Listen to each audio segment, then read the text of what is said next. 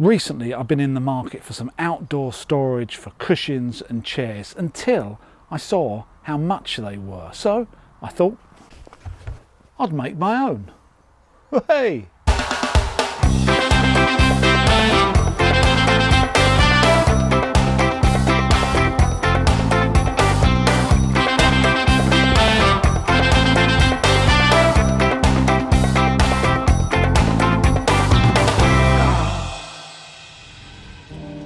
The wood that I'm using for this project today is a combination of treated fencing materials and standard treated timber. So some of this I got from my local timber yard that specialises in treated fencing, and some from my local standard DIY shop.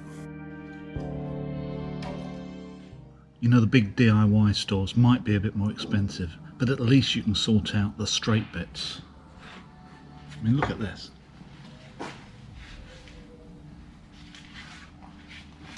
I think this is the one I want. I first cut down the timber to length. This storage box is around 1.2 or 4 foot wide by 500 deep, and the height varies from front to back from around 500 to 630.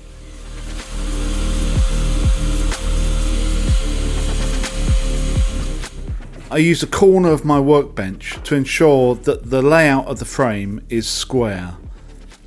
I know the corners on my workbench are accurate, so it's just an easy way of ensuring the corners are 90 degrees without having to actually use a square.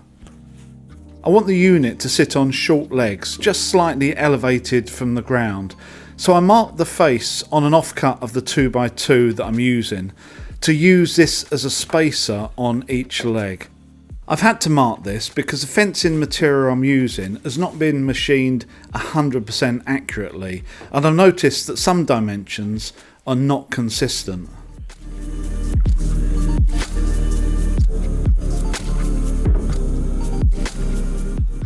When I'm happy with the layout of the frame, I simply drill, glue and screw one section to the other. No difficult connection details here today.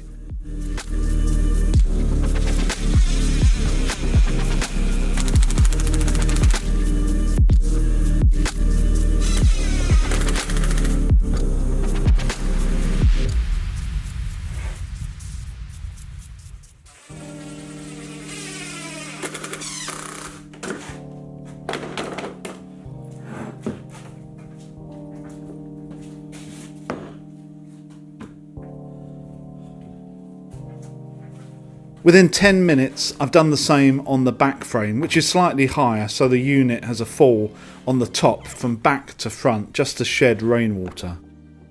I then move on to both sides, which show the bevel cuts on the top. This angle I've worked out to be 15 degrees. I've decided on 15 degrees because I needed enough of a fall for the rainwater to shed off the feather edge boards on the top. And 15 degrees is a standard stop on my miter saw, which just means it's a convenient angle to cut to. Making sure that the sides are parallel with each other, on the cross member I just mark underneath with a pencil to give me the position of where I need to cut the bevel.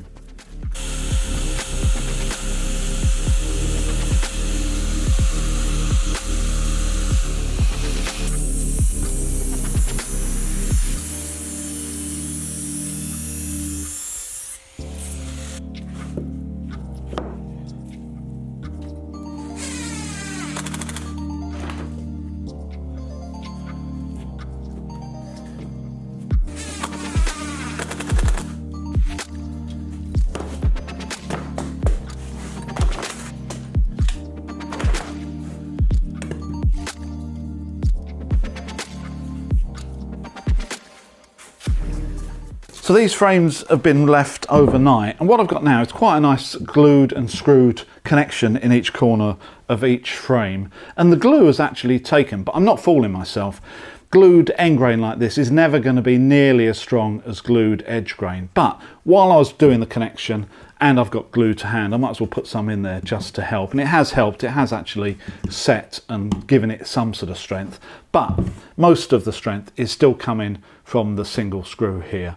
And what I did yesterday was make sure that the drill bit that I used to drill the first section of timber here is big enough for the screw to slip through. Let me just explain. If I just get a bit of offcut here.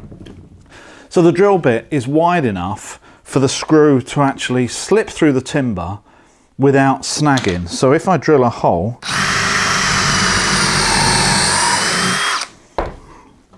this screw can actually slip through this timber. And when I was drilling, I just went a part way into the next piece of timber, really as a sort of small pilot hole, and the rest of it was unpiloted. So it really grips onto the second piece of timber, and this one is just squeezed to it. So when you do this, make sure that you've made a hole big enough that the screw can slip through rather than start snagging.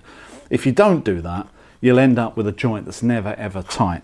Now obviously you can use half lap joints at this situation, but to be honest with you, these frames are not going to be heavily loaded, and because of the cladding going on the outside, that's also going to help to the stability and the strength of it as well. So you can use half lap joints, or you can even use metal brackets like sort of mending brackets as well, but both of those things are either going to cost you time or money. So this is definitely the simplest, easiest way of doing it.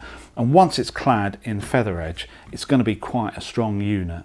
So talking about cladding, we're now going to do some cladding on these. I end up with 4 clad sides that then we can screw together. If I make a box in one now, I'm going to end up with a really heavy piece. If I make 4 sides, at least a bit like a flat pack, I can take it apart and I can move it around the garden as I want.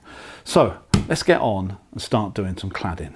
I find it best to cut feather edge boards in groups of 3 or 4. I just alternate them to keep them as flat and parallel to each other as I can when I cut.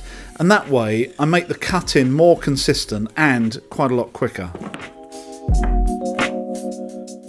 I'm using an offcut of the 2x2 timber on either side of this frame here, as that's the way it's finally going to be put in place in the unit. So it's a convenient way of helping to space the feather edge exactly centrally. To position the second board, I make a spacer jig of around 100mm long out of an offcut of the feather edge, so I just don't have to measure any more. It means each board from now on will have a consistent offset from the one before and makes the fixing a lot quicker. Just like when I'm constructing fencing, I'm securing the boards here with just 1 screw per board, and I make sure it doesn't penetrate the board underneath. This way all of them will have the ability to expand and contract without splitting. I fix all the boards on the side except for the very top one, which I want to fix once the whole unit is put together, just so I can make sure that I get the angle from front to back exactly right. It's just easier that way.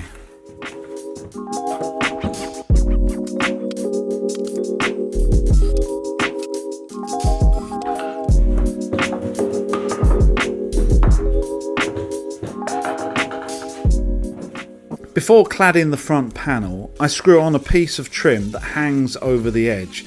That will essentially hide the end grain of the boards on both sides and just make the piece look a little bit more finished.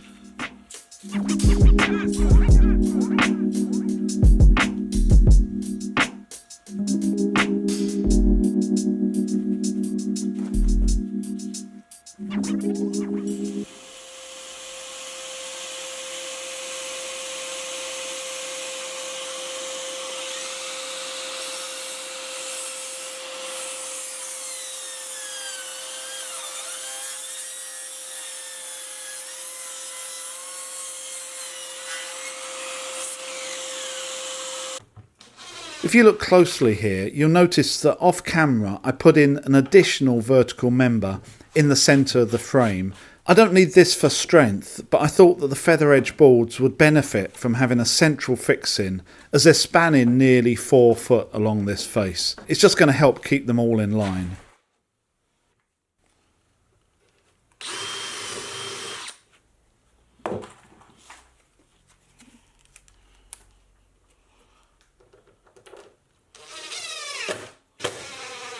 So I've now got the front of my box clad, and I'm spacing these feather edge boards at 100mm centres. And this is 500 deep in total, so I've got 5, but the boards themselves are actually 125. So on the top one I've actually got a 25mm overhang which I need to get rid of. Now there's various ways of cutting that off. I could have set up the table saw and sliced it off. You can use a jigsaw or even a hand saw. I think what I'm going to do, just for speed, is just use a circular saw to trim that off. But I'm not going to try to get it exactly tight because I know that I'm going to end up hitting the timber underneath and damaging it. So I'm just going to leave a few millimeters and then with a plane just finish it off. I use my cordless circular saw along my homemade straight edge to trim this board. No fancy track saws here.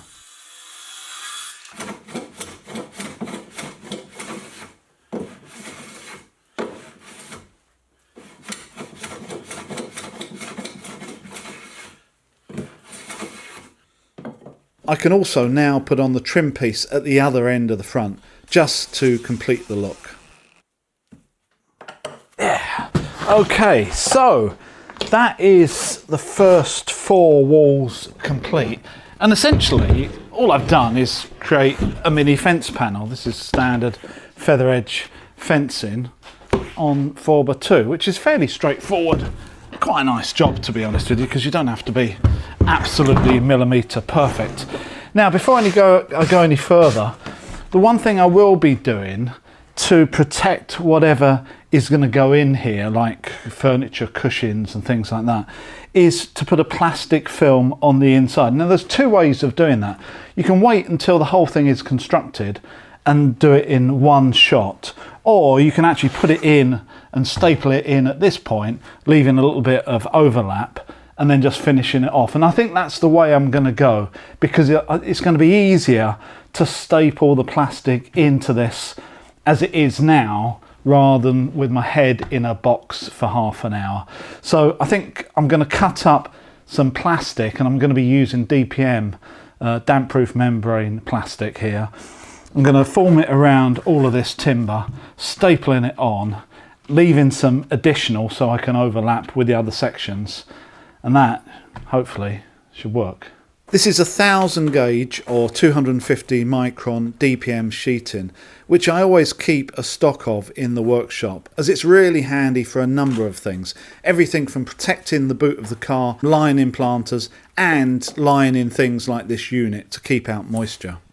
So I'm going to staple this plastic DPM material on the inside of this box, and that's going to help keep out the moisture and keep protected whatever I put inside, like seat cushions and things like that.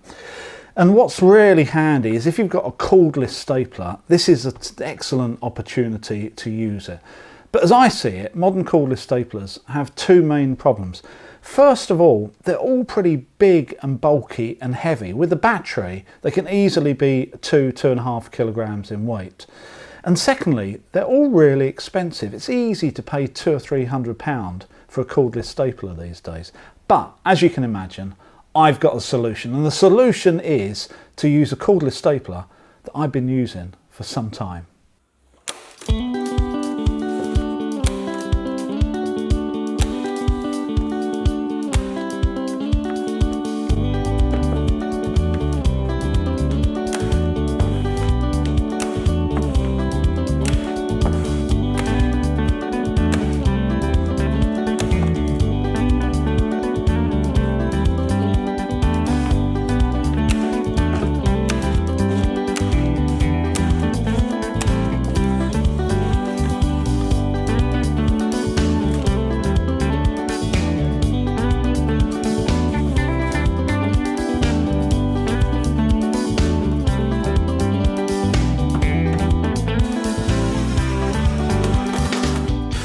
With the unit assembled, I can fix the last piece of feather edge to both sides and then cut them accurately from front to back to get the right angle on the top.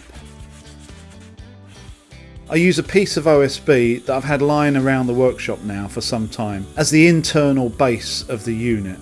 So I trim this to size and then notch out the corners so it fit nicely and snugly on the bottom frame.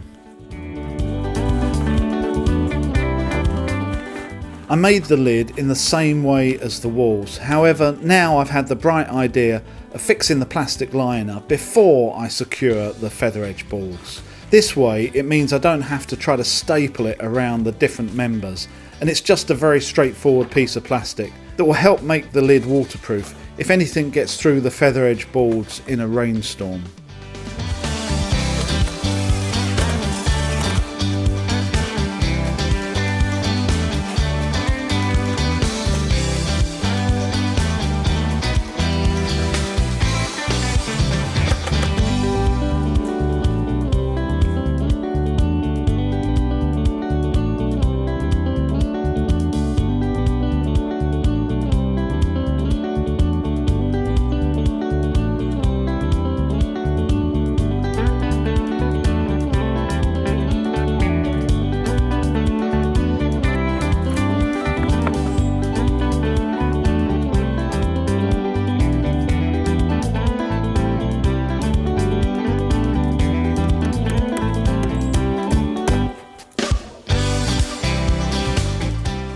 The final cost of this unit was just under £70 in timber. It's around half the price of the light plastic versions I've found in my local DIY shops. And I must say, it's come out better than I thought it was going to. I had an intention of painting this with some of the Garden Shades, Cupinol Garden Shades series, and I might still do that. However, it looks pretty nice in this green treated timber actually. So I think I'm going to leave it and see if it grows on me, or maybe on a sunny day in the next couple of weeks I'll give it a couple of coats of paint. I'll wait to decide.